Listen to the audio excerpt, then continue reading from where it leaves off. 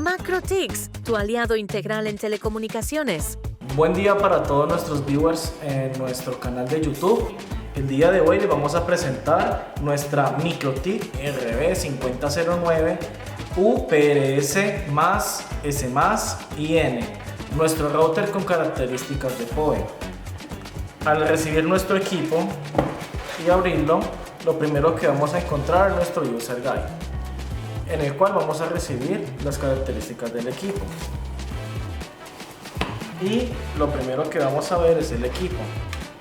El equipo como tal es completamente metálico y en este caso contamos con 8 puertos en PoE, uno de ellos a 2.5 GB. Tenemos una fuente DC, tenemos dos fuentes DC en este caso, y además de eso estos equipos también reciben el PoE. Tenemos unidad de USB y contamos también con nuestro puerto SFP a 10 GB. En la parte trasera contamos con nuestro disipador de calor, en este caso, con la carcasa completamente metálica. Además del equipo,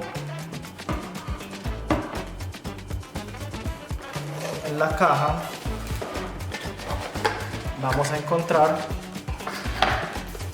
su cable de poder,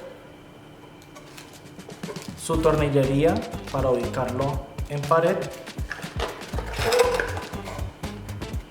y la fuente como tal. Viene incluida, no es necesario comprar una fuente adicional. Eso sería el equipo en este caso.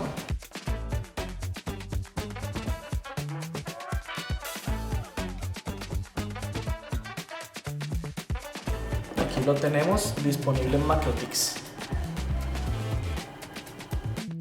Suscríbete, dale clic a la campanita y síguenos en nuestras redes sociales.